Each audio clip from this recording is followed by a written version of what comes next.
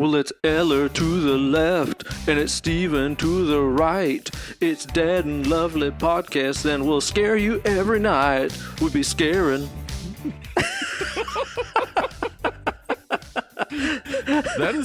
That is generally what people tune into our podcast for, is a fright. I mean, I expect most everybody's already tuned out by now, because they're like, okay, and the intro's done, so we're out. Yeah, well, yeah, whatever we say after the intro, people are like, I'm out of here. That's the top of your game right there. It's like, oh, this week he did a little take on Stroking by Clarence Carter. Mm-hmm. That's pretty funny. Okay, and bye. Bye. Welcome, wonderful listeners, to this week's installment of Dead and Lovely Horror Movie Review Podcast. Here with your host with the most, Uncle Ben, and who's that very sexy, sensual voice I got on the other end of this phone call here? Well, hey, it's me, your ghost with the most. The ghost of this apartment. I didn't die of a murder or anything. I just had a coronary and keeled over at 70. Just kind of a normal American death, I guess. I was enjoying a cheeseburger. Oh, well, Steve Spratling, how are you doing today out there haunting them Hollywood hills? Well, I do like to haunt the hills. I'm doing pretty great. The weather is friggin' awesome out here right now. Yeah. It's hoodie weather. Hoodie weather's the best weather. Oh. Haven't really done much of anything out here in these Hollywood hills. My wife and I just been chilling out, maxing, relaxing. All cool, generally. You've been straight cold lamping. Oh, yeah. I'm lamping. I'm cold lamping. Cold lamping. That sounds like a pretty good time, man. Now, over here in good old East Tennessee, it's, I don't know about there in California, but right now as we record this, it's about mid-September. What time is it for you guys over there? It's about the same except like 3 hours earlier. Okay, so we're still about 2 weeks away from when it's time to wake up Billy Joe Armstrong from Green Day at the end of September. Oh, yeah, right, because he does not like September, or he loves it. I'm not sure. He just sleeps through it, for sure. But as this episode comes out, this will be the first week of October, which is, of course, the most wonderful time of the year. Which is to say, the season of Halloween time, which is my favorite motherfucking time of the year. How about you, Steve? Is that your favorite time of the year? Woo! Love me some Halloween. Shit, yeah, I do. I've already started... Give it a Ric Flair woo. Woo! I've also been kind of going ahead and getting my house all decorated up. Yeah, I saw some of those pictures. Oh, man, we have like a gigantic closet in our attic that is nothing but our Halloween decorations, and it's kind of a thrill every year to start pulling that stuff down and spending... Mm-hmm. I mean, honestly, to do everything, it takes at least a week, I would say, to get everything out. There's a shit ton of decorations that we put up, so I kind of went ahead and started a little bit earlier than usual this year, and I do not anticipate that I will regret it. No, I would say the earlier you decorate for Halloween, the better. The longer I can enjoy it. Yeah, and you know what? Just keep it up for longer afterward. Because nobody decorates for Thanksgiving, so just keep up your Halloween stuff until like the last possible moment when you have to put up the Christmas stuff. I think it's a pro move. And, you know, speaking of the wonderful season of Halloween, today I just saw an announcement that we have none other than a Jamie Lee Curtis returning to reprise her role as Laurie Strode in another installment of the Halloween franchise. Did you see this? I did. I saw it. I thought it would have been more interesting if they brought her back as a different character. Ooh. Like, you don't want it about old Laurie Strode and her probiotic yogurt. Oh, man. You got to be careful around Laurie Strode's ass, that's for sure. Something might just explodes out of there. Yeah, she might overtrust a fart after having some of that yogurt. I do love, though, that promo picture that they put up. She's even kind of wearing, like, the high-waisted pants and the blue shirt, like from the OG. I thought that was really cool. Yeah, it's real. I'm real interested to see what they're gonna do with it. I honestly don't remember what happened in H2O, so I'll have to rewatch it for whatever information might be there. Yeah. Maybe they'll just skip over anything that happened there, pretend it didn't happen, and just, give us Laurie Strode from 1 and 2. Although I think it's really cool that she's back as Laurie Strode, I really would have been more excited if they would have announced that Busta Rhymes was returning. Woo-ha, woo-ha! He's got Mike Myers all in check. All in check. Remember in that one they played chess, and Mike Myers got real mad at the end because he was in check, and all he stabbed in check. Busta Rhymes. Not partially in check. Uh-huh. All in check. I have you partially in check. Like, I mean, I couldn't take you now, but like, imagine if I could. Oh man, I am excited to see what they do with it though. Of course, right now we don't really know anything about it, but I do know that John Carpenter is on staff for writing staff, so that's fantastic. And somebody told me that I believe one of the main producer roles is Danny McBride, aka Kenny fucking Powers. Holy shit, Kenny fucking Powers. I know. All right. Which you hear that and you're like, what the fuck? But then at the same time, I'm like, he's not really that much older than us, so probably those old school Halloween movies mean as much to him as they do to us. So this might be a good fucking thing. And he's from North Carolina. I believe, I don't know what it is, but most people I know from the South love horror movies. I don't know why. I know, man. I know. It's a thing. So I have high hopes. I hope that it's really, really cool. I hope that it doesn't just... I hope that it doesn't just drown itself in nostalgia and try to relive all those moments from the OG. I hope it doesn't, force awaken itself to an extent. I hope what they do is just do a Halloween 3 Season of the Witch type, where it's like not totally even different. Involving Michael Myers. Oh, dude, can you imagine how fucking pissed everybody would be? It'd be the best. So awesome. But that's the thing is, like, I really do wish in some alternate universe that we could have seen the original concept for Halloween play itself out, where the original idea was that every year, they would release a different Halloween type movie, not necessarily starring Michael Myers, but it would be, every year at Halloween, you get a new Halloween movie, and it would be a different story every time. I do kind of wish they would have played that out. Yeah, that would have been very interesting, especially if John Carpenter had stayed on board for each of those stories. Yeah, the Halloween franchise, not exactly the most consistent. Some of those later installments are real bad. Pretty rough to watch. It's pretty rough. Yeah. It reminds me of when I haven't eaten my probiotic yogurt for a couple of weeks. Yeah, that hard. Mm-hmm. It's pretty tough. Oh man, that's got to be rough. You go to fart and nothing's gonna come out. It's just nothing. You're like, I'm not gonna have to hide these underwear from anyone. Never. Well, Steve, in this wonderful early Halloween season, have you been watching anything cool lately? Watching any good flicks or shows or anything? Yeah. Actually, my wife and I, as I said last week, we've been rewatching Game of Thrones, and we just finished the next to last episode. And awesome. We had the chain discussion, and of course, the simplest solution to the problem of the chains would have been to just have the dragon land on land instead of in the water, right? What? I guess so, yeah, but then you don't get that climactic, like, oh, it died, it drowned. Yeah, that's a good point. It was still good, though. It was still a rocking episode. Beyond that, I watched a movie that you texted me about today called Dead Awake.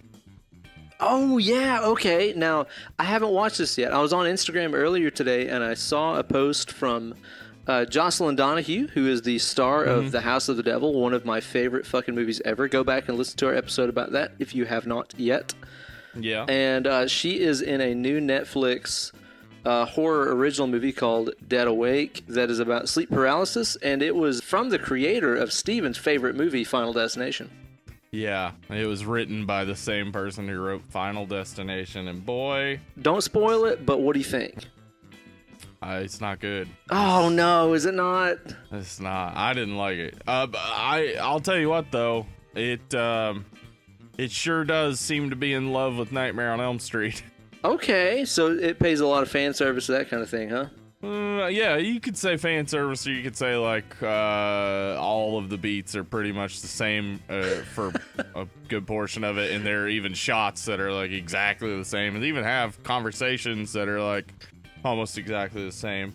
Oh, okay. So it's just like you could say it's a big fan of, or you could say it just stole from. Yeah, you could say like somebody watched Nightmare on Elm Street and said I could do that, but without Freddy. Oh. So it's like that, huh? Yeah. Jocelyn Donahue is fine in it. I mean, she doesn't have a lot to work with. Nobody really does in it. It's not the most well-written movie.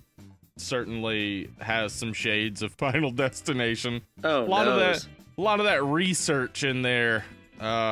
Just interesting why that they would think they need to throw in like that Cheryl, for instance, there's a moment where they say Sheryl Crow said that she once experienced sleep paralysis, and it's like, okay. Sheryl Crow? is Sheryl Crow gonna be in the movie? Like, what is... I don't understand. Why are you mentioning this? That's so random. It really is. It really is. You know what though? I mean, it wasn't painful to watch. It was fine. I would say like, I'm not gonna rate it or anything, but I would say it's worth watching. You might watch it and enjoy it. I like Jocelyn Donahue so much, so it's like I kind of just want to support anything she's doing. Yeah, she's great. Yeah, it also has Bree Grant in it, who was in Dexter, and it also has another guy from Dexter in it. So I'm assuming somebody involved in it was also involved in Dexter, but I didn't look into it. Huh, okay, right on, man, right on. Yeah, I'll have to watch it. Like I said, I want to support Netflix doing these kinds of ventures, because Netflix has really... They've done some fucking cool stuff. I love the fact that when Netflix decides to do something, it's like the gloves are off and they can just do what they want. They don't have to get it approved even by the MPAA or anything like that. Yeah. They'll just make shit and put it out there. I mean, even like that Castlevania cartoon, that was like brutal and really pretty crass in a lot of parts and stuff like that. Like, that never could have been made 10 or 15 years ago, never in a million years. It seemed to me that, like, because what I've always loved about Netflix is the weird categories that they kind of get from your likes and dislikes. Right. And that's how I learned to just understand that my favorite horror movies are horror movies with strong female leads, because it became like the top category in my Netflix. It was what they were always recommending to me, and it's like, oh yeah, I watch those movies all the time. But they also used to have some real strange ones. Because I watched some British crime procedurals, it would always be recommending grim crime procedurals to me, and I'm not that into watching like brutal deaths and rapes and things. I just liked Luther. Luther's awesome. I haven't seen that either. Oh, Luther's great. Love it. Awesome, man. Show. That's cool. Yeah, so good on Netflix for branching out and trying some new stuff. Although, hey, I'm going to go ahead and say fuck this whole we predict you'll approve of this by 93% thing. I want those like fan ratings. I want that to come back. Yeah, I missed that. Yeah, because it like got rid of all the information it had before, and now it's like recommending shit to me that I know I'm not going to watch. I know, right? It's like, no, I want to know what the average person thinks about this, not what this algorithm thinks that I will enjoy this, on a scale of 1 to 100. Now, I'll tell you what, too. Are you a Hulu'sman? I'm a Hulu'sman. Have you seen this like new Hulu format they just put out? Yeah, it fucking sucks. It's weird, isn't it? It's the worst. Like it boxes you in a lot of ways. Like I pay a lot of attention to the way they set up these streaming services. One thing I noticed with Netflix for a while, and I think it's still kind of like this, they try to overwhelm you with information, because I think it leads to people not even actually watching anything. So you're still paying for the subscription and you feel like you need it, but then every time you open it up, you're like, oh, there's so much to choose from, and you just back out of it. Yeah. Well, now Hulu's done the exact opposite, where you only can see the one thing at a time, and like it's not intuitive the way that like you move through the menus and stuff. I don't think so either. No. Yeah. It seems more like they're trying to copy like the kind of the OS of like a gaming system, like a PS4 or a 360 or something, and it just doesn't really make sense for that service. I'm sure that, you know, just like fucking every time they update Facebook or whatever, I'll hate it and then I'll just get used to it because I use it all the time. But still, I don't know, man. That's one of those things that just really bugs the fuck out of me, is any of these major companies that do these services that we use all the time just being like, well, this is working really well. Let's go ahead and change stuff, I guess. Like, let's fix it until it's broken again, even though there was nothing wrong with it to begin with. Yeah, I mean, a lot of people out there are easily bored, Ben. Yeah, no doubt, man, no doubt. I feel like people just, you know, these companies just change stuff just to make it look like it's staying current. And it's like, dude, I wouldn't care if all this shit was the same as it was fucking 3 or 4 years ago. It's fine. Yeah, give me new content, but just keep the interface the fucking same. It doesn't matter. As long as it's operational, I'm fine with it. No doubt, man. No need to change. Well, in addition to that stuff, man, I've been watching through good old Seinfeld as I've been chronicling as we've gone through this podcast here. We're currently on season, I think it's like season 6. Okay. What's the most recent episode? We just watched the episode where the guy is cutting the candy bar with the fork and knife. It was fucking unbelievably fantastic, dude. Yeah, they see someone eating M&Ms with a spoon. Yeah, it's like it spreads like wildfire across the city. Like George is riding in the car with that football player, baseball player, and there's like a box of donuts in the car, and the guy starts eating that last donut with a fork and knife in the car, and George is just like, yeah. Oh, it's so good. And we had that other one too we watched the other night where George just decided to do the complete opposite of everything, and it just turned his life around. Yeah. I imagine if I did the same thing, it would also end up the same way. I love it. I love that episode, and I love how George and I are very similar in my own mind. Dude, George becomes just like a badass in that episode. Like, you're so used to seeing he's awesome. You're so used to seeing him just kind of play this just like kind of crushed, defeated little dude, and then it's like he walks up to that chick and he's like, I'm unemployed and I live with my parents and I'm bald. And she's like, really? And he's just like fucking owning it. It is the fucking best. I don't know, man. I'm starting to really understand why everybody my entire life has been like, that's probably the best funny show ever made. It probably is. It's so fucking funny. And it's amazing, yeah. It kills me too that, you know, like I said, we're on like, I think season 6 right now.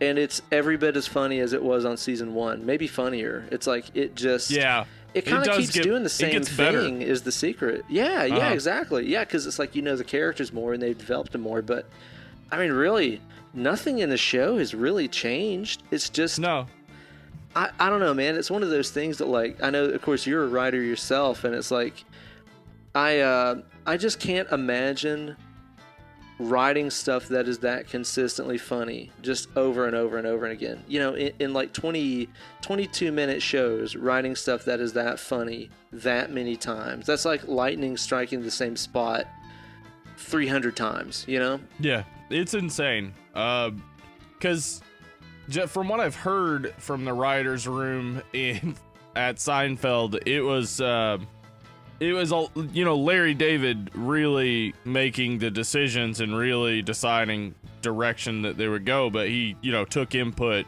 from everybody, but he really was like real brutal and real harsh. Really? Because he saw a perfect show. Like, he saw Dan Harmon was the same way in the community writers room. There are these people who are seeing a perfect show, and they want every episode to just be perfect. They want it to completely be like singular, but also fit into the narrative of all of the characters, and still follow just a good sitcom format.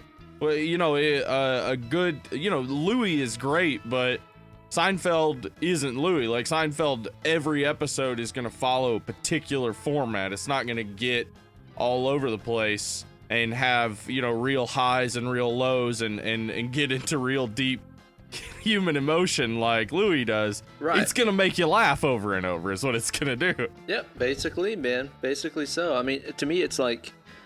And you run into the same thing, you know, playing music and playing with bands and stuff like that, where it's like you want every song to be as good as your best song. And to keep that kind of momentum and that kind of consistency is insane. Because you can really watch, from everything I've seen so far, you can just turn on basically any random Seinfeld episode and laugh your ass off. Yeah, you don't need to know everything that's going on. I mean, even though there are, like, you know, stories that continue through the episodes, like, you know, when they're creating the show about nothing, etc., or when, you know, well, I don't want to say too much. You might not have gotten there. Well, they've been running the thread lately about the guy with the high voice. Oh yeah, They mistake it for like Jerry's Nana on the phone. And like Jerry's Nana calls him, and Elaine's like, nobody wants to talk to you. You should drop dead, because she thinks he's the high talking guy. God, it was killing me, dude. It was killing me. It's so good. Now, how in the world could you mistake him for me? Oh man. So that's about all that I've been watching lately. Really, we've tucked into a couple of great, you know, kind of getting into the Halloween season sort of movies, like our topic today, Trick or Treat. Which we'll discuss here in just a second. And, you know, one thing I wanted to talk about here before we started getting into Trick or Treat, because Trick or Treat to me is one of the great, you know, getting into the spirit of Halloween kind of flicks. It's one of those I feel like I have to watch it every year, and it really does get me into the spirit. Kind of like how a lot of people feel about, you know, decorating the Christmas tree or putting that turkey in the oven or whatever. To me, Trick or Treat is one of those flicks that whenever I watch it, I feel the spirit of Halloween rise up in my blackened, cold heart. It really is perfect for that. It's wonderful, man. And I also have a short list of my personal top 5 other flicks that really get me in the spirit of Halloween. Do you also have one of those on hand, Steve? No, that's I'd love weird. to talk about it. I sat down and made a list almost exactly like that. Yeah? Mine, though, is top 5 scat porns. That's a little different. Okay, that's a... you know what? I'll come up with my favorite Halloween movies as we go, but I might mention some of my favorite scat porns, all right? I mean, if the pee and the poop get you in the spirit of Halloween, I'll accept it, I guess. Oh, when I say scat porn, I mean porn that has Scatman John going through the background. I'm a scat man. Now, I want to clarify here. Whenever we're talking about these movies, I'm not talking about the best Halloween-related movies, nor am I talking about the best horror movies. I know that everybody associates horror movies with Halloween, but me and Steve are year-round horror movie watchers. Right.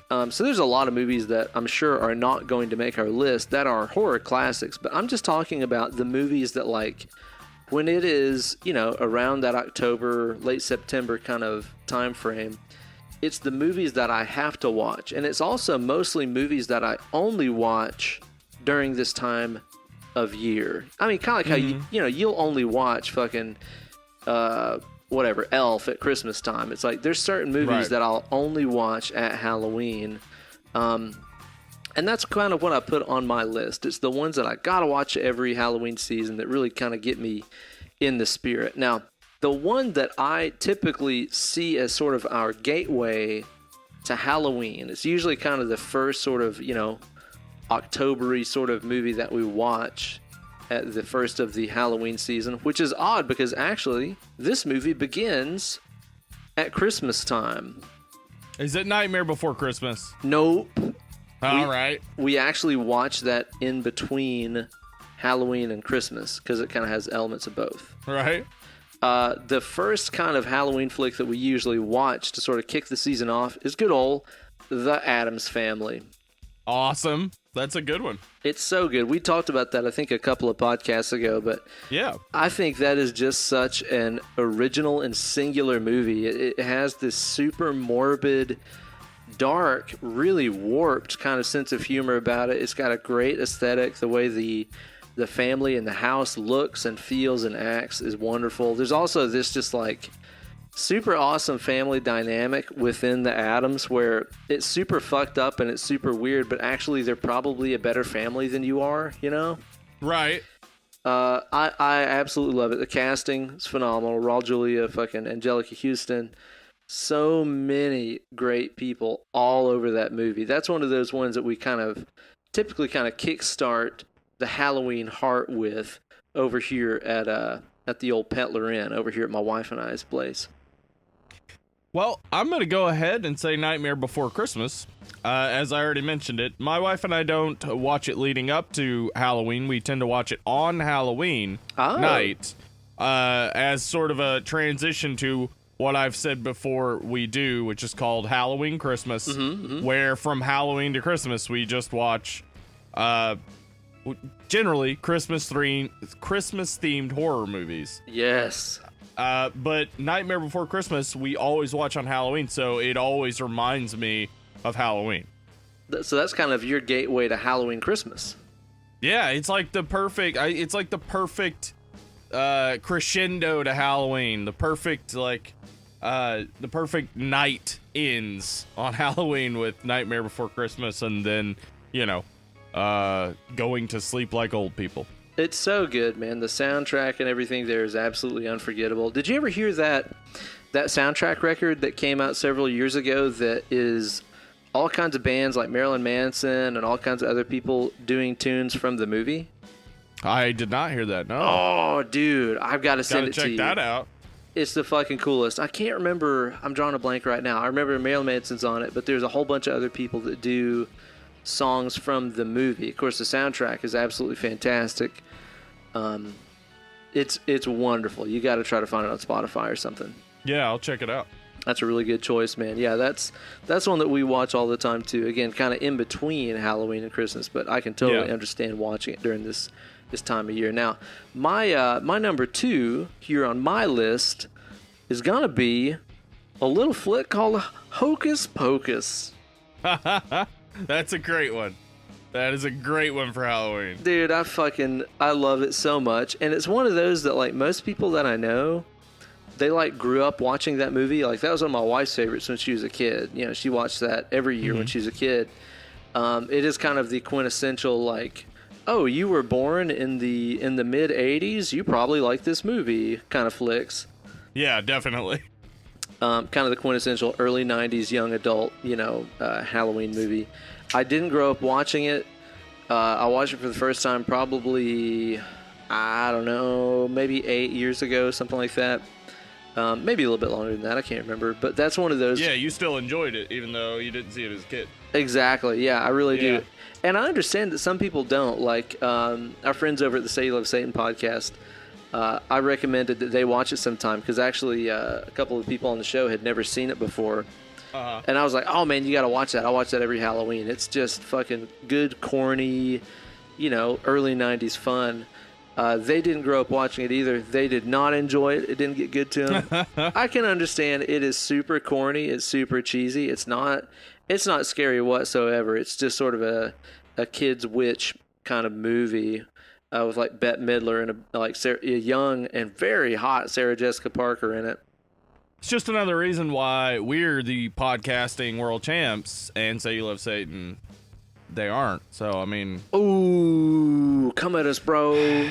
Yeah, come at us. Because next week on Raw, we're going to have a Hell in a Cell match. Us and Say You Love Satan. Donald Sutherland, you going to be broke in half.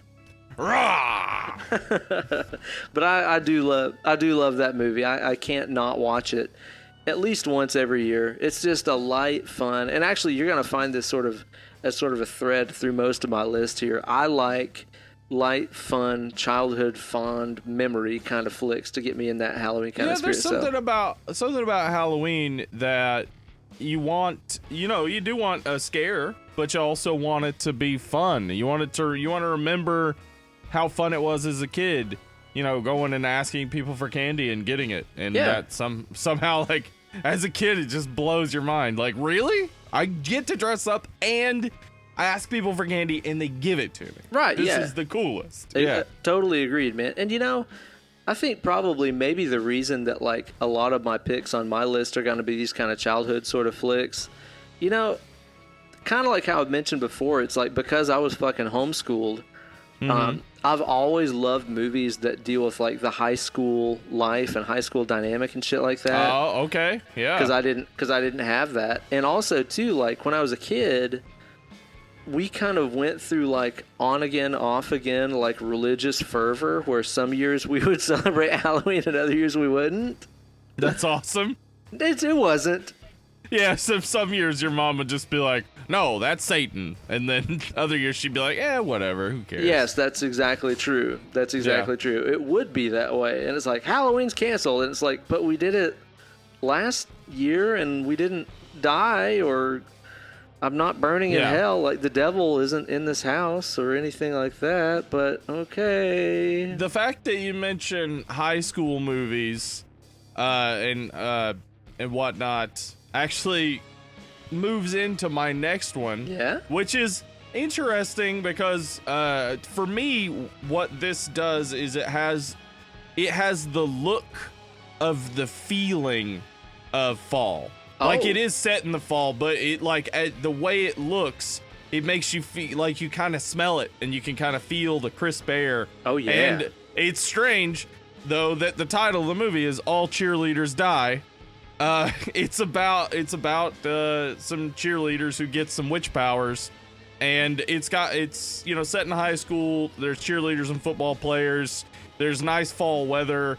There's graveyards, and it's directed by Lucky McKee, who is one of my favorite horror directors right now. Damn, when did this come out? I think it came out in 2009 or maybe later. Not positive. Really? But I think it's on Netflix. Pretty sure. I want to say that I've scrolled through it, and been like, whatever, on some streaming service. So that's good, huh? Yeah, it is good. It's surprising. I mean, because it looks like it's just going to be campy stupid, but it's going to remind you more of it's kind of like a cool craft. Like if are you saying the craft isn't cool? What the fuck? Oh, the craft is awesome, okay, obviously. Just making sure. But just make sure. It's like somebody made it, the craft, with an understanding that teenagers are only ironically cool. Like, you know how a lot of teenage movies fetishize teenagers and make us all like think like, oh, teenagers are cool, but we know they're not. Right. Teenagers aren't cool. No. We were all teenagers once and we weren't cool. Not at all. So I like that it doesn't do that thing where we're supposed to believe everybody and it's cool.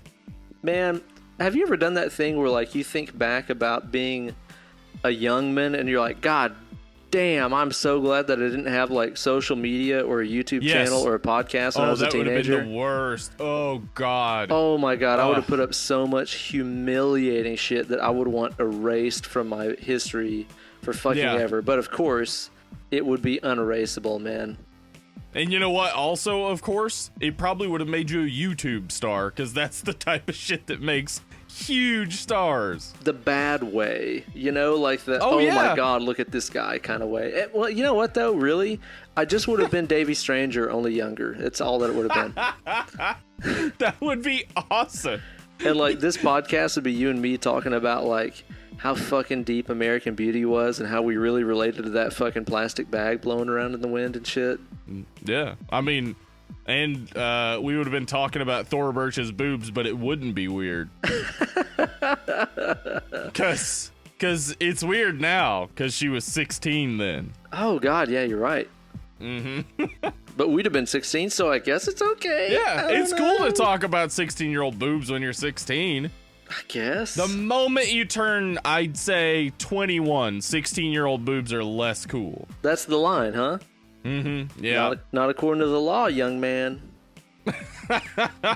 I mean, okay, it's not legal technically after 18, but if an 18-year-old was like, that 16-year-old's got great boobs, nobody'd be like, you fucking gross old man. Get out of here. But that 21 line, it just kind of becomes like, okay, like, you should not be saying that. You should have graduated college already. What are you doing showing up at high schools talking about boobs? Excuse me, I really just wanted that cheeseburger and fries, and I take my fucking order.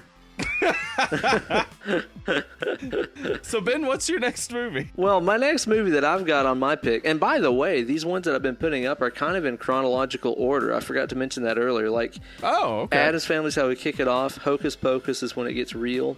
And then our good kind of like middle of the season kind of flick that we always got to watch that just brings a smile to my face and really does give me that ghastly, spooky Halloween spirit at the same time is a little flick that came out several years ago called Paranorman.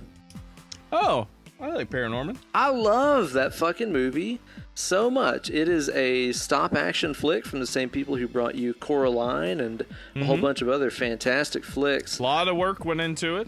Oh my God, it's insane. Like, it's one of those that you'll watch it and you'll love it, and then you watch the special features and behind-the-scenes stuff and realize what an incredible amount of work went into making this flick, dude. It's so fun, man, and it's got the voice of Dan Connor from Roseanne playing a character. It's also got Casey Affleck in it. I like that you refer to John Goodman as Dan Connor from That's Roseanne. who he is. That's who he is, dude. And it's got Casey Affleck, and I love that, like, just in a totally inconsequential, like, this doesn't even matter twist, they make his character gay at the end of the movie for no reason. Yeah. It's wonderful. Well, yeah. You know what would be interesting? I mean, not in like a counterpoint sort of way, but it would be interesting if at the end of a movie somebody revealed they were straight.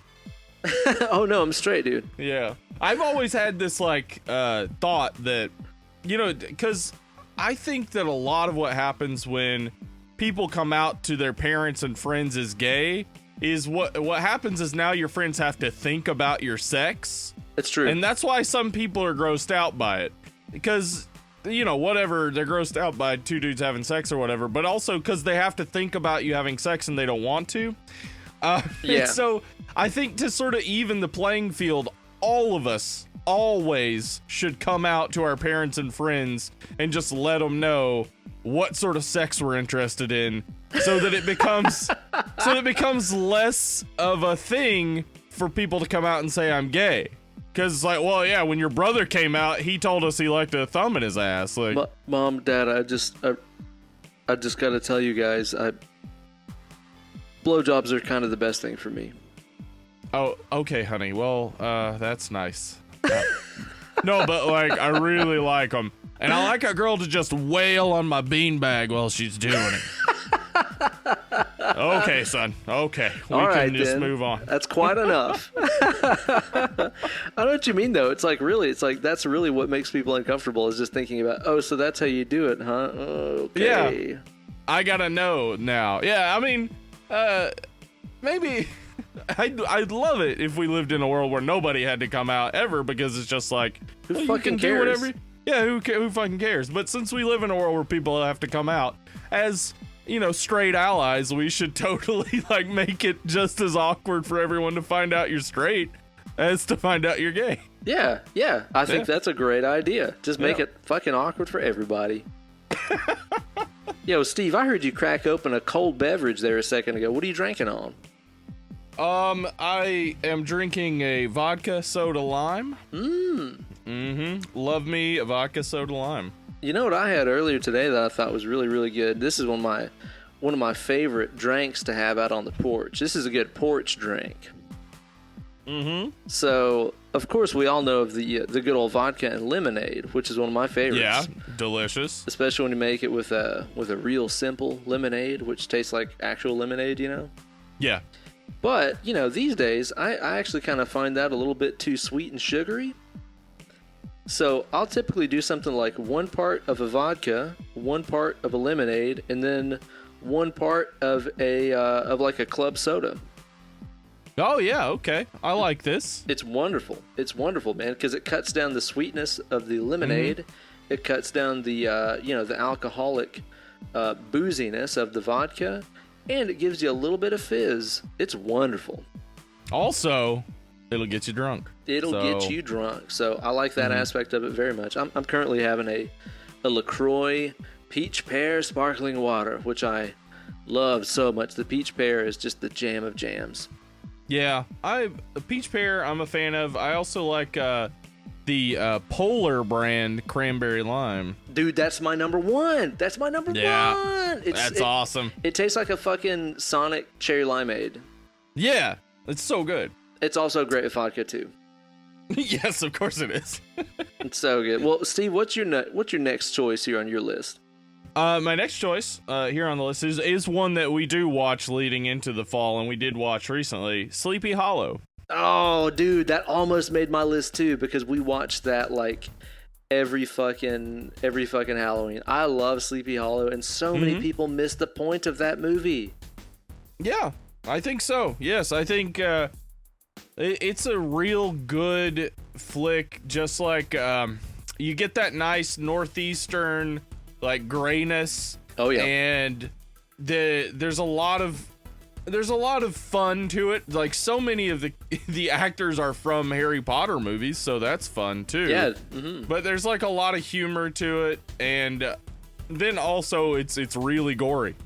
I know, dude. A lot of people miss the fact that movie is not necessarily a straight horror movie, but it is an extremely dark comedy. I mean, to me, it's like which, you know, like, of course, that's a Tim Burton flick, and it's like, to me, Tim Burton's entire aesthetic and everything he does can be directly traced back to those old gory, Gorey cartoons. Edward Gorey, right? Yes. Everything that he does can be traced back to that guy's stuff, and to me, Edward Gorey's stuff was the same way, where it was super dark and super morbid, but funny at the same time if you could look at it the right way. Yeah. Yeah, my wife has a bunch of Edward Gorey books, and they're awesome. Like, really enjoy them. And I think also it's interesting that he picked that Washington Irving short story that, like, you know, he didn't stick too closely to, right? But he did stick pretty closely to the dark humor and goriness of the short stories and horror novels that would come out in the early to mid 19th century in America. Like, that is something I really love about, say, Nathaniel Hawthorne or Edgar Allan Poe or something like that, is that while it's awful, like, awesomely dark and sometimes really like gory and graphic, it's also like there's a lot of dark humor throughout.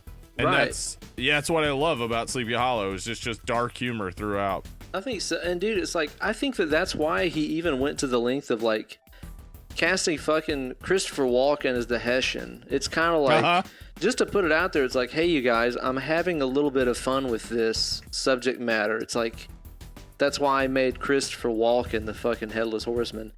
But a lot of people I know, it's like they watch it and they want it to be a horror movie, like just a straight up scary movie about the Headless Horseman, and it's not really that. It's like, you really do have to watch that movie with a different attitude than that to really enjoy it. I love that movie so much, man. I think it's great.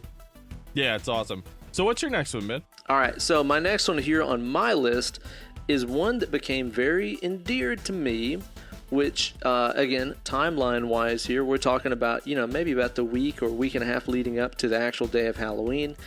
It's one that I started watching with my wife and her family way back, probably at least, you know, 10 or 15 years ago, whenever we met as young teenagers. Whenever we got together to carve jack-o'-lanterns, which is one of my absolute favorite traditions in all of, you know, human experience. I love carving pumpkins. I love carving jack-o'-lanterns. Every time that we get together, every year we get together at my in-laws' place, and we watch motherfucking Mel Brooks' Young Frankenstein while we carve pumpkins.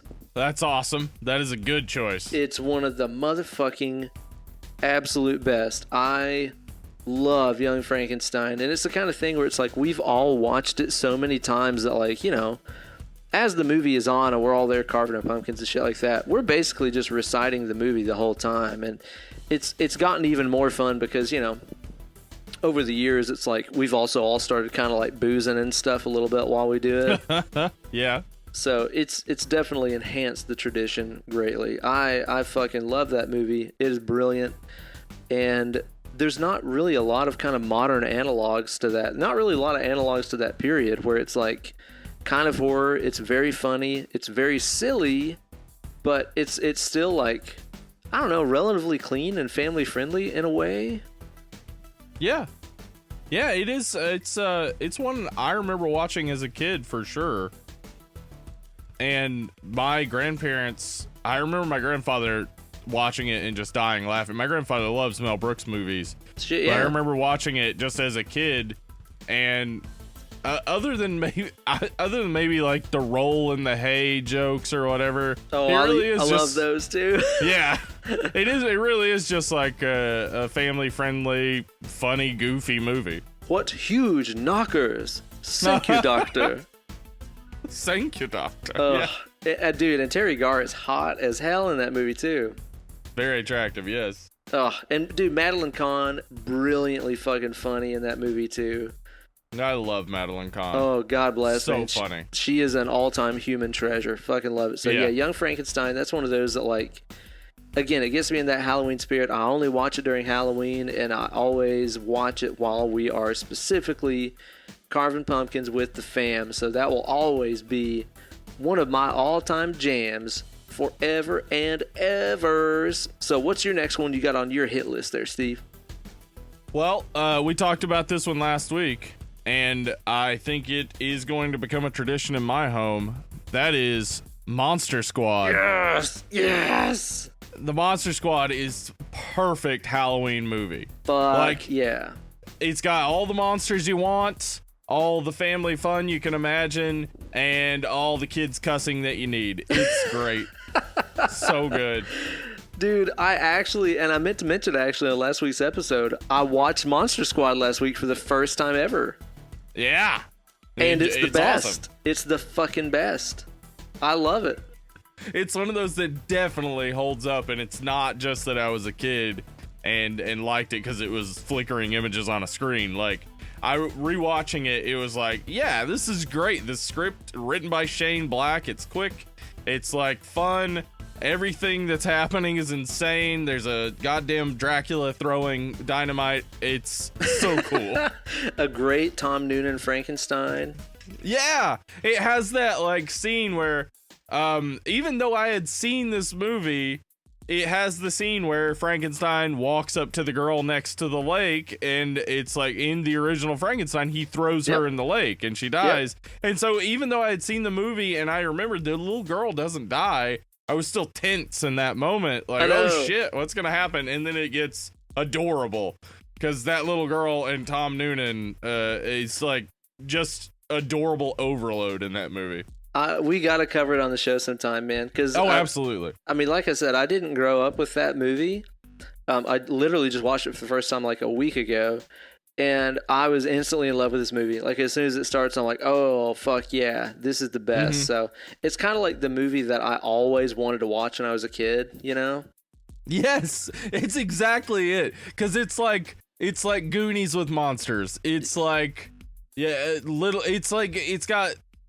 thrown in the Bad News Bears elements. Yep. Little kids looking at boobs and cussing, like, you need that. It is everything you want as a kid, and then as an adult who came out of that period of time, it's so nostalgic. Like, I imagine for kids today, it would be like, that's weird. Why are those kids cussing? And why is that one kid smoking, etc.? But, like, it's so nostalgic. Oh, it's even got the fucking older brother from the Wonder Years as a bully. Yeah.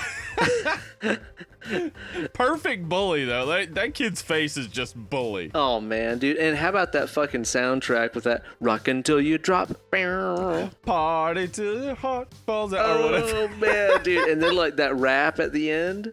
Yeah, the forces of evil and the something, blah, blah. Yeah. We the Monster Squad. Monster Squad. Here comes a Monster Squad. I love. It's so funny that you put that on there because actually I have that here in my list as like honorable mention. That's new to the flock here. Fucking Monster Squad. That's one that I'll watch every year. I fucking love that movie so much. Mm-hmm. So what's your final one, Ben? What's numero uno? My numero uno's here on my list. So my last one was when, we watched Young Frankenstein whenever we carve jack-o'-lanterns with my in-laws. But here's the truth. My wife and I also have our own individual pumpkin carving night here just by ourselves. What? We double up on them jack-o'-lanterns because we love doing that. And whenever we do our own private solo jack-o'-lantern carving ritual here at the house, we watch, of course, none other than motherfucking John Carpenter's original Halloween. Woo woo. The best, dude. Wait, when you guys do it like solo, do you call it jack off a lantern? Yeah, that's exactly right. It's just the best, dude. And you know what? I said at the first of this that these are the movies that I only watch during this time of year. That's a lie. Halloween I will watch anytime under any circumstances. It's one of my all-time favorite movies. I fucking love Halloween, but to watch that movie during, because we usually do ours here at home, like our jack-o'-lanterns here at home, like the week before Halloween or just a couple days before. So that's like when you're at the peak season of Halloweens, and we always got to watch that whenever we carve. So I love everything about it. Of course, it takes place on the night of Halloween. And it's the motherfucking best. It's so saturated in everything that is Halloween. There's jack-o'-lanterns, there's trick-or-treaters, there's scary movies on TV in the movie. It's one of the best slashers of all time, even to this day. I love everything about that movie from start to finish. And it's great. So that's kind of number one on my chronological list. Well, Ben, I had two options at number one. Yeah? You just picked one. Yes. I knew that you might pick Halloween. Oh, yeah. So I put as my secondary option Scream. Oh, nice. Scream is one of those movies that really gets me in the mood to watch other horror movies. And nice. I did watch it earlier this year, but I normally watch it around Halloween every year. And it just gets me in that mood to watch other horror movies. It makes me, I don't know why, like, I need to watch a meta horror movie. I need to watch a horror movie talking about horror movies to really get into that. Just, I want to sit down and watch horror movies for months on end mood. But Scream does that to me. Every time I watch it, it just makes me want to sit down and watch more and more horror movies. And so it's perfect for the fall and the time around Halloween. It's so good, man. I love it too. I was actually just talking about that earlier with some friends over dinner and stuff. I was talking about how like that movie still holds up. It's still really fucking good. Unlike, when you go and watch a lot of other horror flicks from that same kind of era that have not aged gracefully, Scream still holds up. That's still a really cool, really, really excellent flick. So yeah, I definitely respect that choice, Steve. That's a good one. I'll tell you, I had a really hard time narrowing this list down to just 5 choices. Me too. I had a whole lot more. Yeah, because there's so many. There's obviously some glaring omissions like fucking Ghostbusters and stuff like that. Yeah, that's a great one. It's one of the all-time best movies ever. So actually, I'm kind of thinking right now, probably on my YouTube channel over on youtube.com/Ben Eller Guitars. I might even just go ahead and put up a little video list of my top 10 favorite Halloween flicks. Yeah. So go and scope that out. Maybe I'll have put that up by the time this airs. The one I didn't name that would have been probably number 5 if I hadn't thought of All Cheerleaders Die would have been Harry Potter and the Prisoner of Azkaban. That is a real great fall movie. Like a lot of pumpkins, a lot of those outdoor like shots that just look like perfect fall weather. Really enjoy it. It's kind of the spookiest, really, of the Harry Potter flicks too. For sure. It's so good, man. But really, another one of those that I've absolutely got to watch every year that we're getting into the Halloween season is definitely fucking Trick or Treat. I watched this movie for the first time. Oh yeah. It's probably been about 8 years or so ago. I sat down and watched it with my buddy Brandon Suttles, who I've mentioned on the show many times, who will be a guest star here on a future episode here in a few weeks, which will be a lot of fun. Yeah. I sat down and watched it with him. It was actually one night where he was over at the house, and my wife and he and I were watching some other flick, and then she went to bed, and we're like, hey, we're thinking about watching this Trick or Treat movie. And she's like, whatever, I don't really care about it. Because really, honestly, like, judging from the box art and stuff, it doesn't seem that fantastic. She's like, yeah, you guys can watch that without me or whatever. Brandon and I sat up and watched it, and we're like, God damn, this movie is so good. And I told her the next day, I was like, yeah, you have to watch this movie. And so we watched it again, I don't know, a week or two after that, and she loved it too. So it's kind of become a huge tradition with me. When was the first time that you watched this movie? It had to have been probably about 7 or 8 years ago, I would think. Yeah, it's I probably saw it around the time that it came out, because it showed at a few theaters, but it didn't really come out in a wide release. It came out on demand and on video, and I believe it was on Netflix not long after that. I remember seeing it for the first time and just being like, yeah, this is perfect. Like, this movie, like, it's fun. It has, like, it's sort of like maybe almost like a Scary Stories to Tell in the Dark turned into a movie almost. Yeah. Like, because each individual segment has, like, that sort of creepy twist or turn to it that has really reminded me a lot of Scary Stories to Tell in the Dark. I also love how light it is and how fun it is. Like, there's a lot of dark comedy in this awesome fucking movie. I agree, man. And it's well acted and just well done in general. I totally think so too. And you know, it's interesting because you could generically describe this movie as being an anthology flick along the lines of like a Creep Show or Tales from the Dark Side or something like that, but it's quite a lot different from those kinds of movies, because your typical classic horror anthology flick, you know, you have a framing device, typically, whether that be, you know, the Crypt Keeper telling you individual stories, or like our little kid in Tales from the Dark Side who's, you know, reading stories from this book. And then you just sort of have, you know, typically between 3 to 5 little short movies that are their own little self-contained, you know, stories that act in their own universes and so on. And then after that story is done, it goes back to the framing device. Then after that, it goes back to another story, then back to the framing device, lather, rinse, repeat. It actually, it reminds me, I would say, best of Pulp Fiction. Yes, in the way that it's told. That's exactly what I have written in my notes, dude. Which, you know, it leads me to an interesting point. Is Pulp Fiction an anthology? Yeah, see, that's a good question.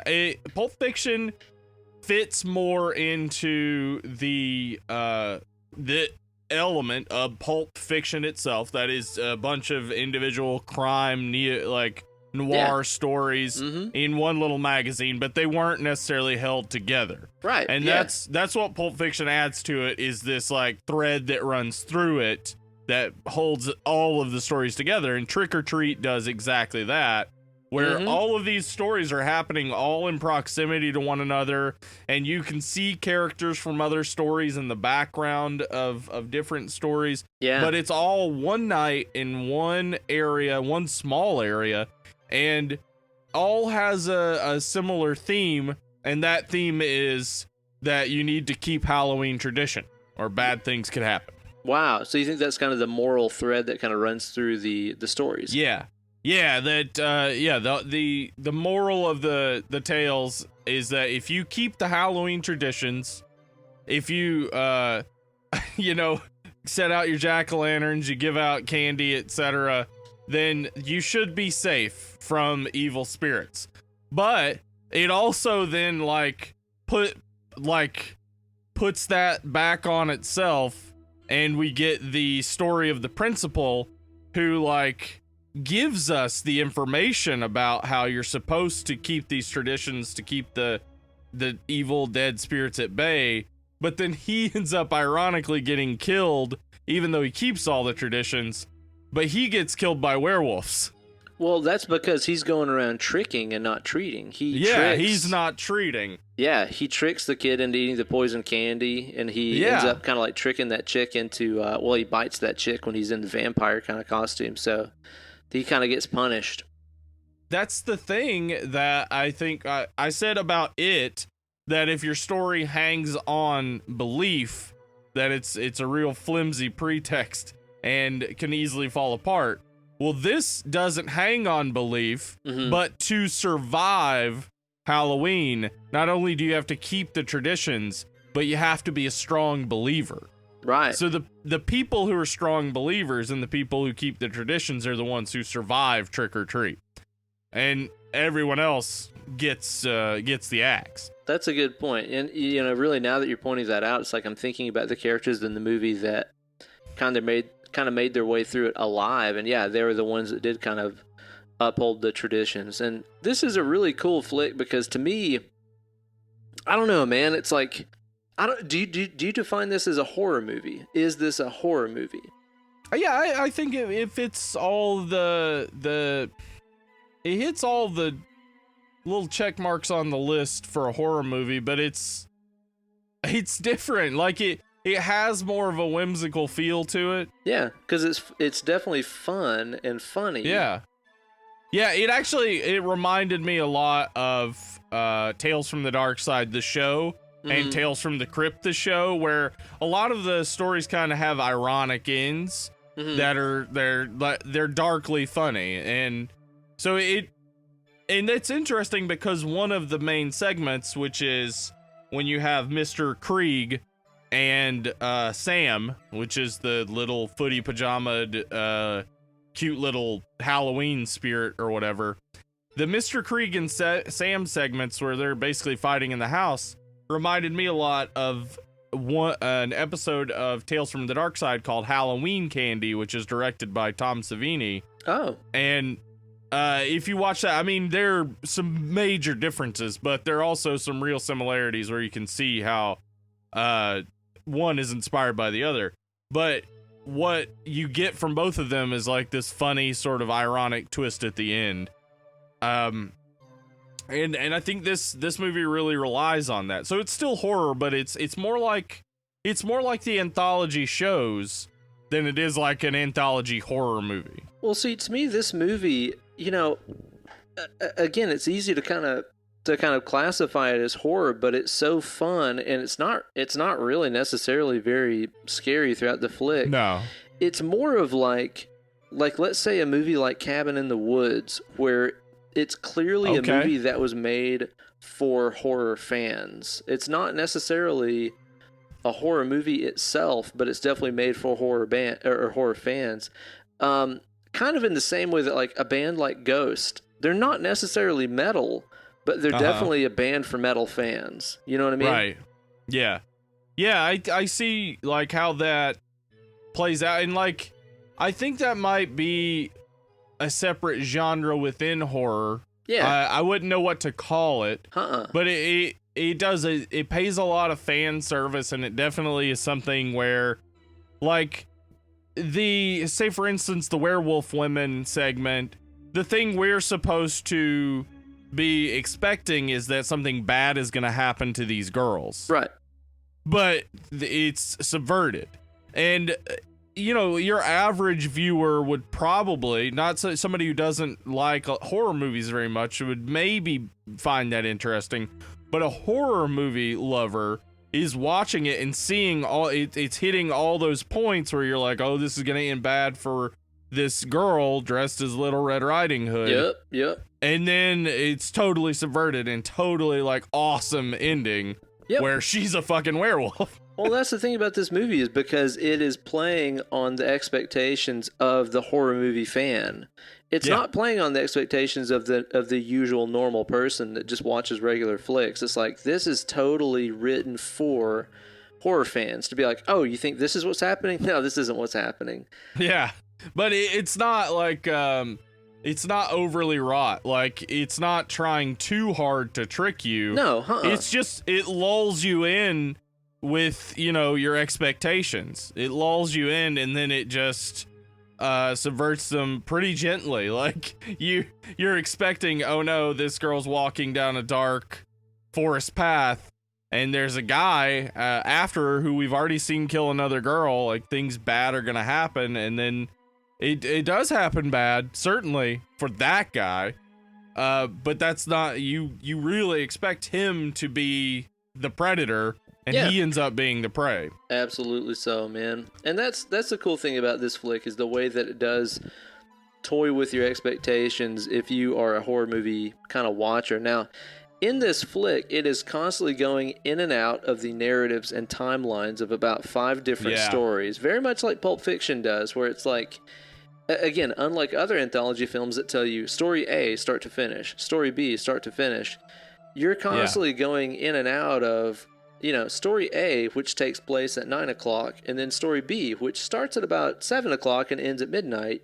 The timeline of the movie overlaps over itself many times throughout the course of these 5 storylines. I kind of want to spend a little minute here with you and talk about each of the 5 kind of storylines that we're introduced to over the course of this flick. Now, the first one that we see is the storyline of the couple, which has gone out to trick-or-treat and Halloween parties and stuff like this. And basically, our female character in this storyline here is the one that is not, as you've said before, the keeper of the Halloween flame. She's the one that's just like, whatever, let's just get this done and over with. I've got better things to do. And she becomes the first victim of who we come to know as Sam, who's a little pumpkinhead kid later on in the flick. But the thing is, she's the first victim we see, but she is, in fact, I think, the last victim of the movie. Oh, that's a great point. If you follow the timeline. Dude. Because Sam is... Yeah, you're right. He has his lollipop that he is bitten into. Yes. And he shoves that in her mouth. But he bites into that after he attacks Mr. Krieg. And Mr. Krieg dies, I think, a little bit before she dies. I think that you are absolutely correct. I think you're correct, if not simultaneously. Yeah, it might be simultaneously. They live near each other, and the stories seem to happen about the same time. What we do see, though, for sure, is right before we see Emma and I can't remember the guy. The guy is from Battlestar Galactica, and if you haven't seen Battlestar Galactica, just go watch it. After you listen to every episode of our podcast and rate and review us on iTunes, go watch Battlestar Galactica. Anyway... what we see right before that, though, is we see Rhonda, who we see later with the little kids that go out to the quarry. We see her walking across the street, and she has behind her wheelbarrow, which has blood all over it. So she has already walked back from the quarry. I didn't notice that. Is near her house, and she almost gets hit by a car. In that car are the werewolf women who are leaving from having werewolfed those dudes. So, really? So that's the first stuff right after the awesome opening title, like comic book sequence. We see that stuff. So I'm guessing that Emma gets killed and Mr. Krieg get killed. They're the last 2 to die. That's so cool. I did not notice the stuff with the little witch and the wagon. I got to go back and rewatch that. That's so fucking cool, man. I've seen this movie like 8 times at least, and I've never noticed that before. Yeah, if you pay attention to any of the downtown party scenes, in the background you will generally see Emma in her robot costume. Mm-hmm. Yeah. So like almost all of the scenes where like there's a bunch of partying going on downtown, you see her, which means that they didn't leave until much later in the evening. They were still down there while everybody else was, going through their story. I love in their story too, whenever she gets pulled under the sheet by Sam, and Sam pulls out that lollipop and kills her, how we just see from the exterior of the sheet like that explosion of blood from under the sheet. Yeah. Oh, and there are kids so standing there. Yeah, there are kids like watching. Yeah. And they're like, "Oh, we got to get the fuck out of here." I really like that. That is that in this movie, there's the obvious idea that if you see people like covered in blood and stuff on Halloween, you don't know to react negatively to it. Mm-hmm. And because it's Halloween. It's Halloween, and that has proven true. I mean, just last year, a woman accidentally had hung herself on her fence in front of her house, and people thought it was a Halloween prop for a couple of days. So like, people will, and it's part of the season, but it's like, it's a real premise to this movie that if you see someone with scratches or screaming or whatever during Halloween, you're just like, oh, well, probably because it's Halloween. Yeah. Exactly, man. It's cool. Their storyline is really short, but it does introduce, like you said, I guess kind of subliminally, a lot of the characters of the movie. And then also, too, is actually kind of the finale. Now that you mention it, it starts with the finale, which is an interesting, again, very Tarantino, very Pulp Fiction-y kind of thing. Which adds to the replay value of this movie a lot too, because you can watch it the first time and be like, oh, wait, that guy died earlier. Okay, this must be earlier in the night, just like you do in Pulp Fiction. And then you watch it again a couple other times just to figure out the timeline. It's really, really, really cool. So their storyline is definitely the shortest, but you do see threads of their story appearing throughout the other ones. Now, another story that we get introduced to there is the story of the werewolf girls, which is kind of starred by Anna Paquin. Yeah, they're at a costume shop putting on costumes, and you get throughout. I mean, once you know that they are werewolves, which is a reveal much later in the movie, once you know that they are werewolves and you watch it, you get that they're like laying hints throughout. Like, for instance, the girls are talking about how they got dates last Halloween and they were sailors, and one of them ended up being a girl, and one of the other girls, the girl who was with the girl, says, it doesn't matter, it all tastes the same. Yeah, and that other chick's like, I got sick, I had some bad Mexican or something like that. Yeah, exactly. And then also there are the even subtler things where, I mean, it's very obvious with Anna Paquin wearing the Little Red Riding Hood outfit, but also one of the girls is dressed as Little Bo Peep. So, you got the sheep thing, and then the place where they're going to go party is called Sheep's Meadow. Right, yeah. And then they also have stuff where, like, later, like, my, what big eyes you have, etc. Like, going throughout there, all these big, like, signposts saying, like, these are werewolves, but you don't notice them at all until you know that they're werewolves, and then you're like, oh, right, okay, that all makes sense. I love it too, because, like, you know, all the chicks are, of course, like, super hot and really attractive and stuff. Yeah. And in a lot of these horror flicks, you know, you'll have, like, super hot chicks that are vampires, like lesbian vampires or something like this, and it's very, like, I don't know, it's very much appealing to the male audience and so on, but I love that in this one, you know, you get introduced to these super hot chicks, and they're talking about hooking up with guys and girls indiscriminately and all this stuff, and you're like, oh, yeah, these bitches, yeah. And then, like, the conclusion is they turn out to be these super fucking disgusting, hairy, gross werewolves. Yeah, it's like one of the most not sexy things ever. Like, they pull their skin off. Yeah. And they're disgusting. They rip their skin off, and they have werewolf bodies underneath. And they're great-looking werewolves, too. Apparently, they're created by the same team that did the werewolves in the Underworld flicks. Oh, cool. And they look fucking badass, partially because they're real. There's a shot or two in there that's CGI. Yeah, but it's mostly practical effects on the werewolf makeup for sure. Exactly. And, you know, it's the kind of thing where, just like in a lot of the old great horror flicks from back in the day, okay, no, you don't see a full-body werewolf on screen doing a fucking cartwheel or whatever. A lot of the shots are just isolated, you know, heads or hands or haunches or whatever. You don't really see a lot, but that's what makes it better. God damn it, I wish that everybody in Hollywood would figure this out. Yeah. What's real interesting to me is that there aren't, you know, through the werewolf movie timeline, there aren't a ton of female werewolves. No. And that's because the werewolf is supposed to represent something about the bestial nature of man coming out. It's similar to Jekyll and Hyde thing. It's primarily meant to be masculine. Right. In that, like, a man can be just a regular seeming individual, but in the By right night. circumstance. Yeah, in the right circumstance, he turns into a beast. But then when you see this happening with women, it's like there's no way to avoid that. It's in some way a message about like women have sexual appetites too. Right. Women want to be like gross too. Like they want to be able to just fart in front of their significant other. They want to do peel their skin off, stuff like this. Yeah, they just want to be gross just like dudes do. And so there's like it's a real cool moment because up to this point, these female characters, other than Anna Paquin's character, have been like they've been very open about sex and like being real, like, and they're hot and their boobs are out and stuff. Well, yeah, but they're also like dudes. They're being like real overt about it, and so like it's a cool thing to see.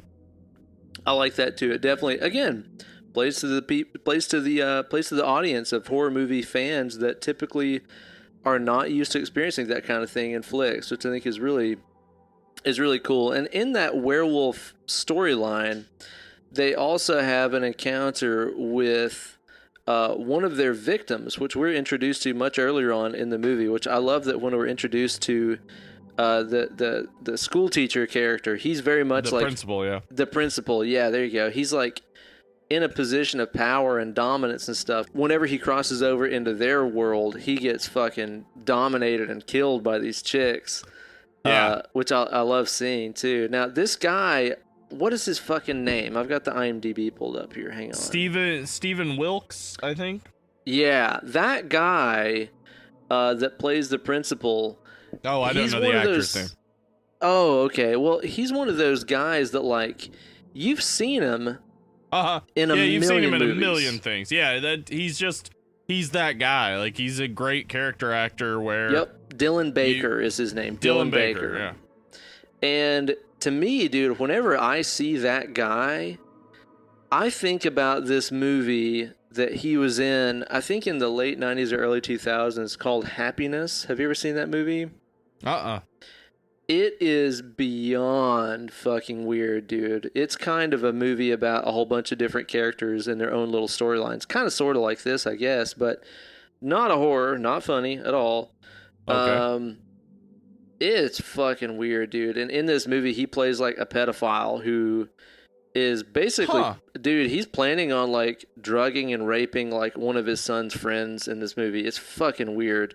So every time I see this guy in a flick, I'm like, oh, it's that pedophile guy. He's great in this. And he's amazing. I'm very interested in his character, who is simultaneously a child killer and a woman killer. And at the same time, a family man that has a son that he loves and so on. Yeah, and teaches him important things like how to carve the eyes out of a fat kid's head.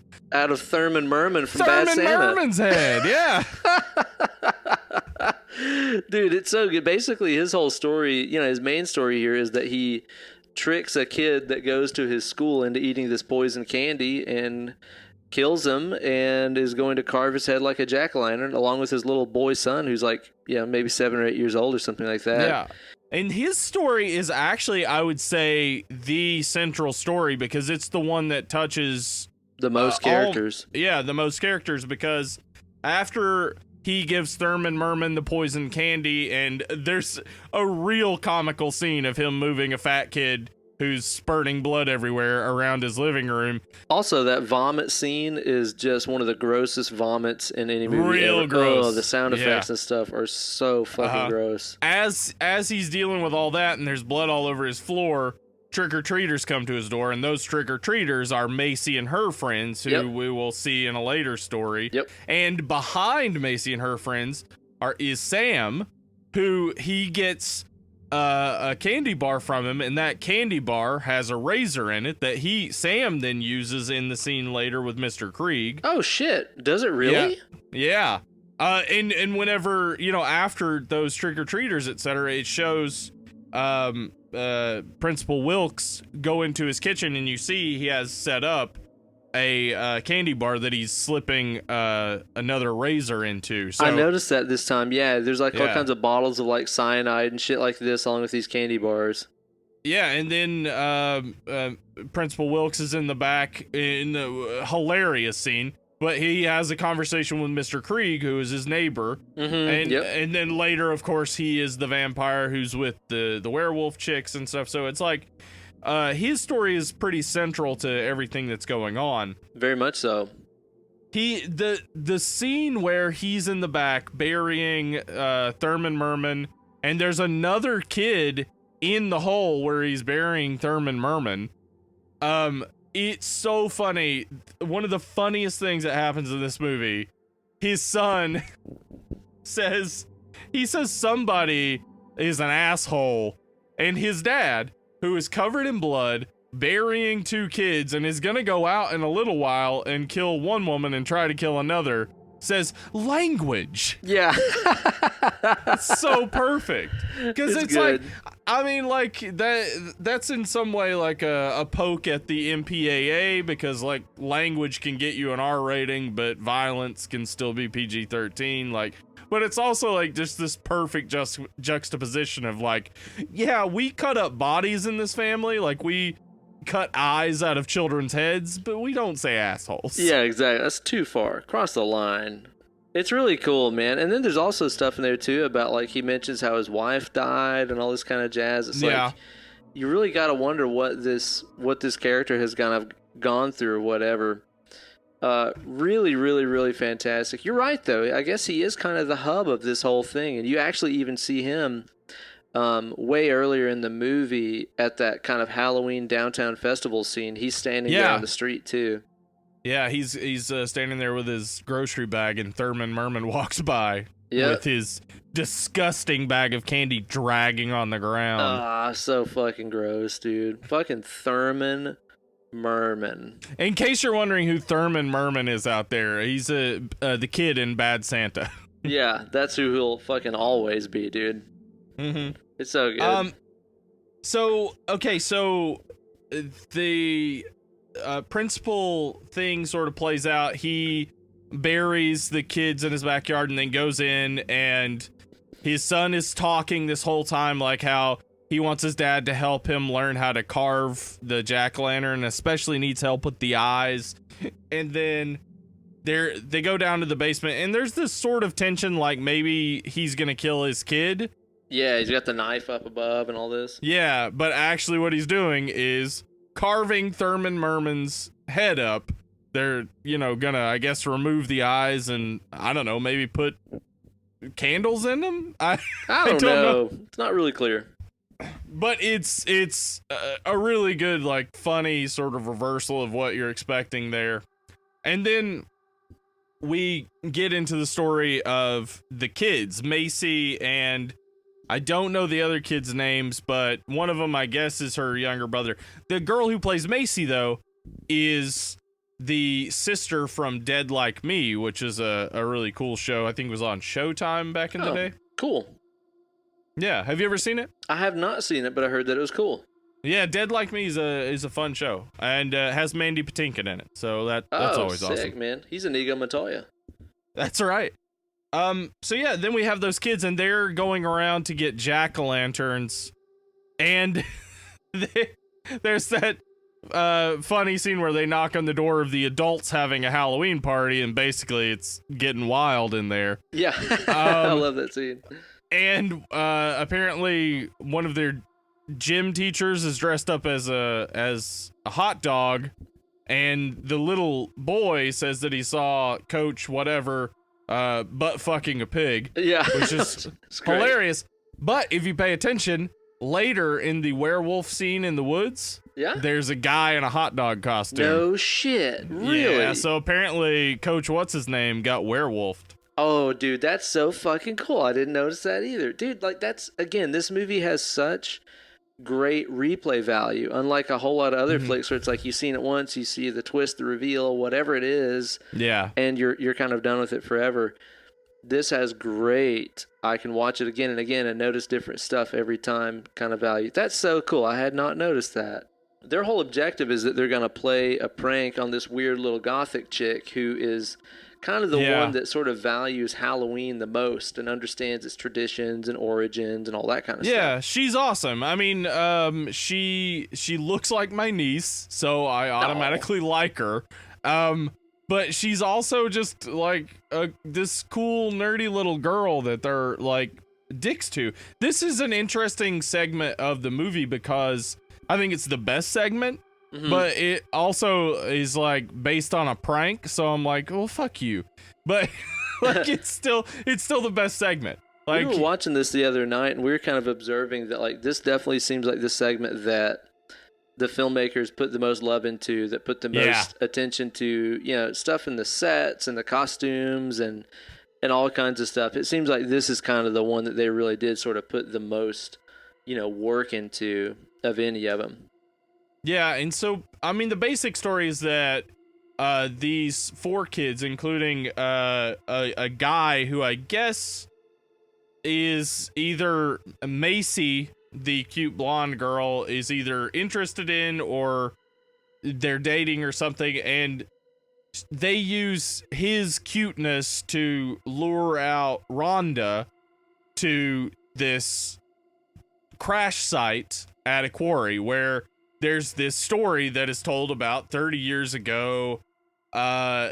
Some parents who were tired of taking care of their special needs kids paid a bus driver to drive the bus into a quarry.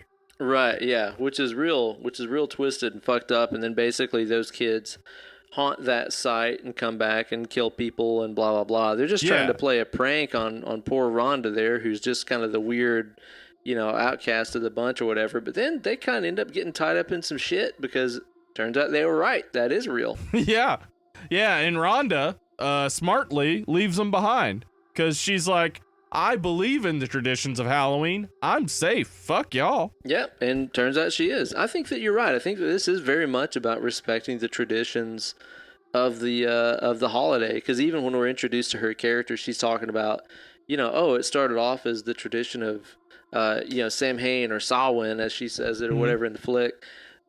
She understands the history and the mythology and all that jazz, and as a result, she's safe. Yeah.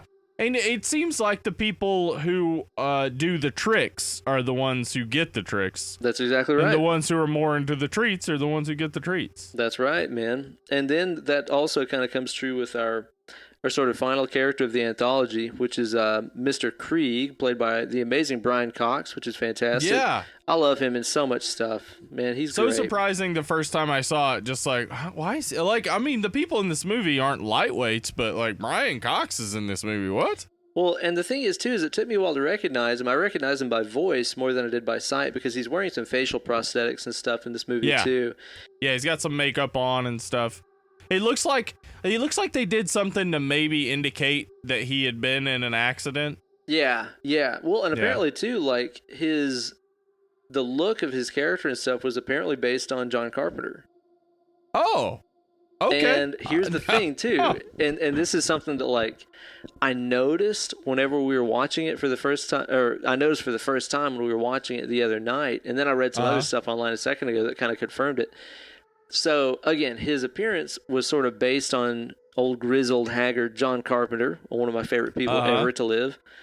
Yeah. And there's a part during that scene where the school principal is burying those bodies and stuff. Mr. Krieg's dog comes over and barks through the fence. His dog Spite, which I think is an awesome name for a dog. Yes. And dude, Brian Cox as Mr. Krieg, as John Carpenter, goes out of his house and he goes, "Spite, get your ass out of here." He does. He says it just like fucking yes. Just like Inspector Loomis says in Halloween when he's spooking the kids out of the house. Get your ass out of here. Lonnie, get your ass out of here. He says it just like him. He does. I didn't think about that at all. That's exactly how it is. Yeah. Yeah, it's like that has to be lifted straight out of Halloween on purpose. And then there's also a part where whenever he's being terrorized by Sam in the house, he goes, "You've got to be fucking kidding me," which is a line from The Thing. That's straight out of The Thing. Yes.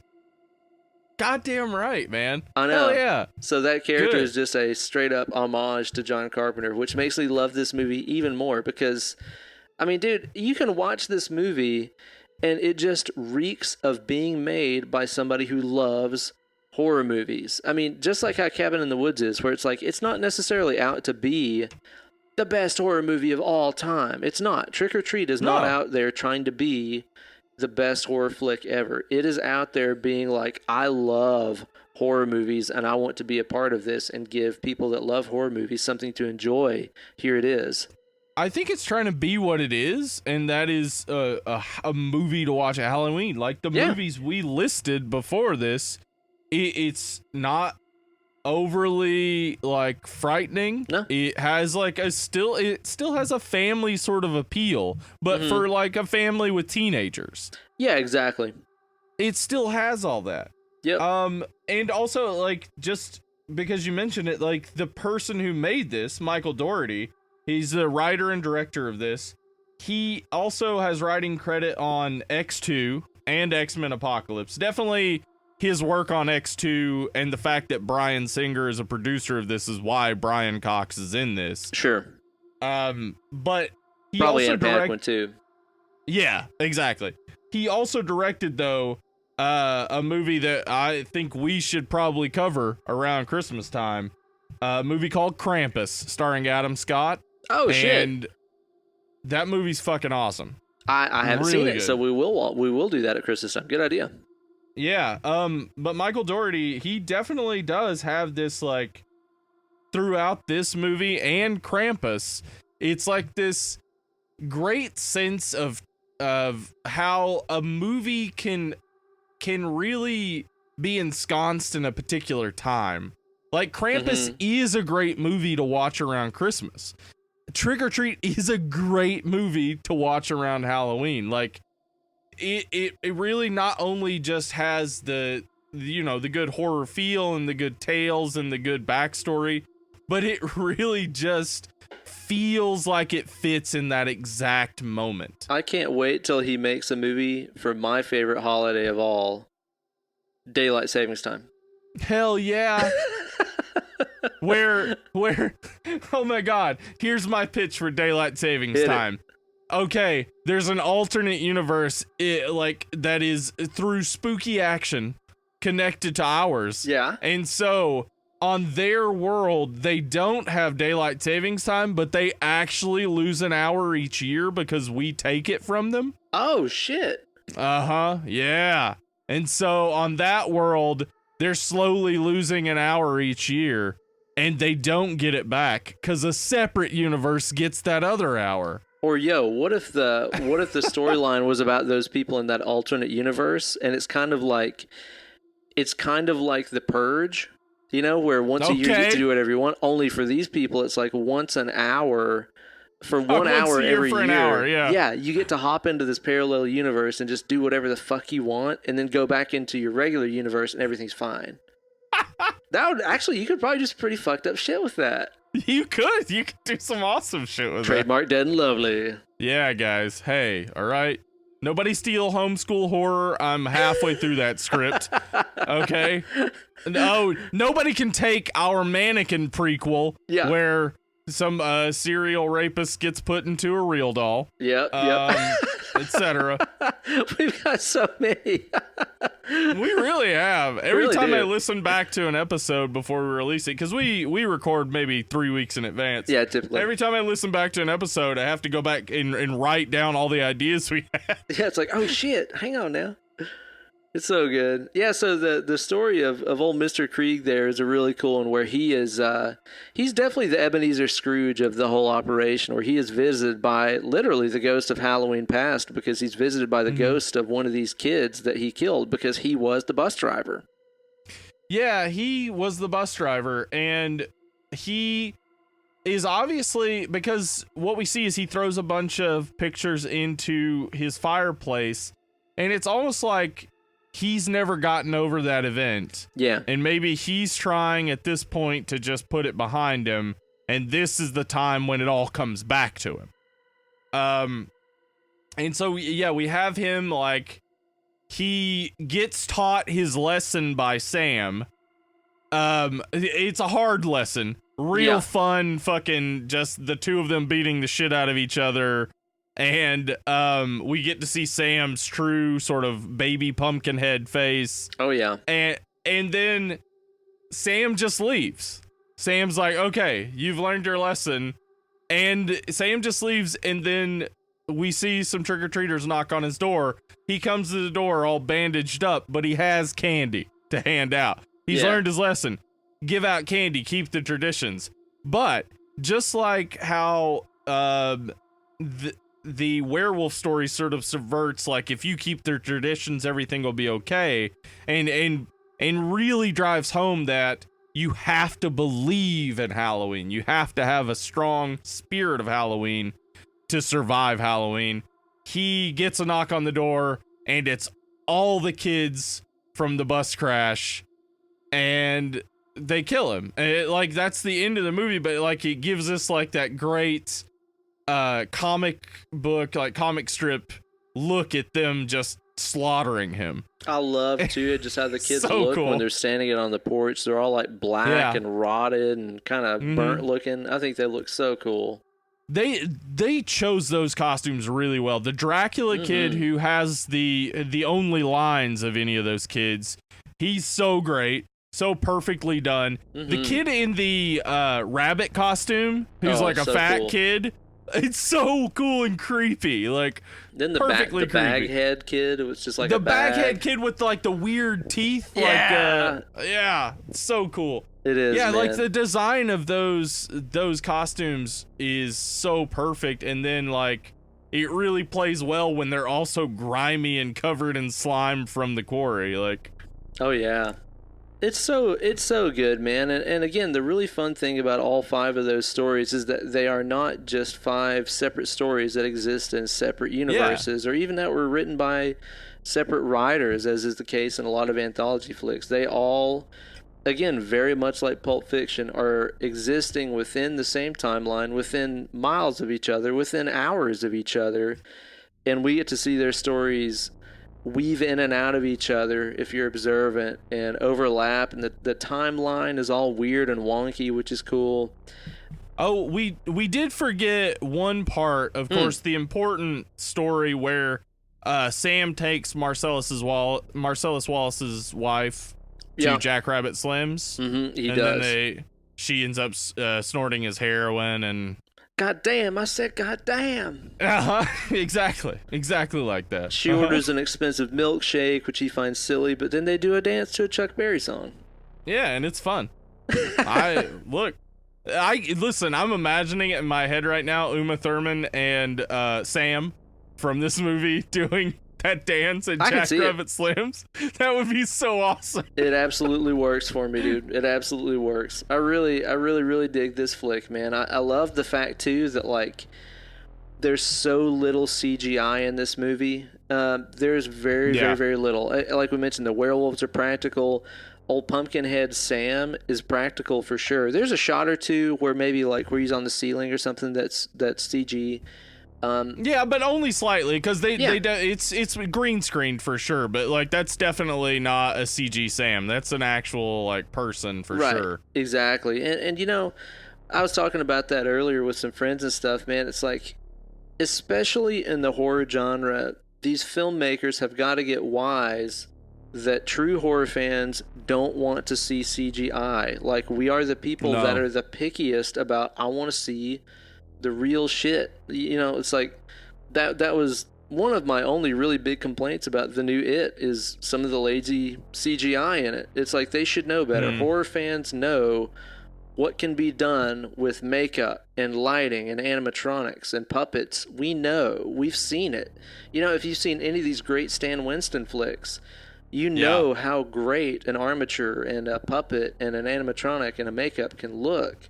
Give us that. And I love that this movie, as much as it can, sticks to that. And I imagine the budget for this flick couldn't have been very big.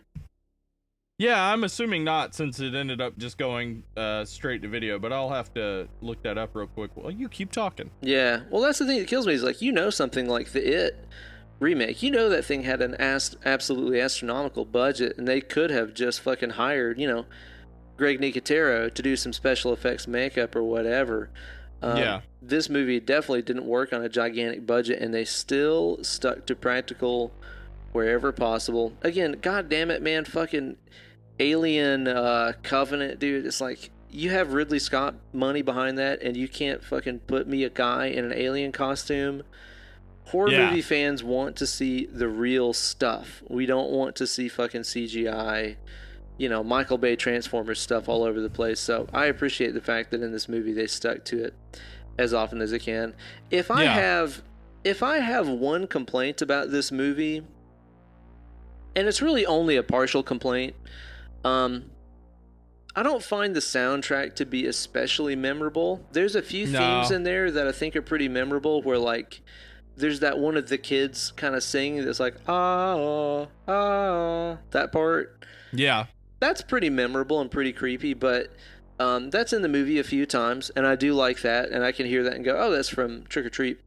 But other than that, not necessarily a lot of super memorable score. I like the fact that they use like Sweet Dreams by Marilyn Manson. Yeah, that is a cool scene. That's cool, man. There's some licensed music in there that's well placed, I would say.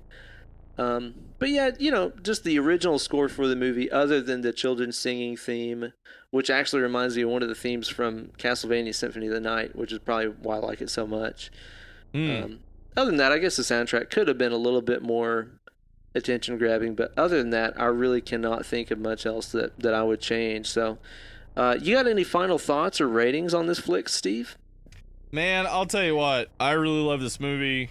It's just it's like Monster Squad, where like it just has that perfect feel to it. It's not scary, it doesn't stick with me in that way, but I can't forget it. Like Trick or Treat is a movie that I see everywhere. In fact, one of the things that I noticed this time was that in Community season 3 on their Halloween episode, when they're all telling tales, horror stories, because Britt is trying to figure out which of them might be a psychopath, and Annie, Alison Brie's character, tells this tale of her trying to help convert a vampire into a good person, and then it turns out she is a werewolf who feeds on selfish vampires.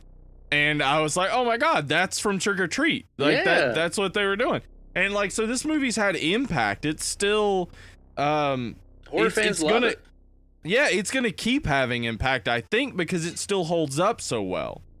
Like the fact is that, like, because that you don't have any major stars in this. I mean, Brian Cox is definitely a very great actor. Anna Paquin's great. There are a lot of people in this that are great, but there are no major stars in this movie.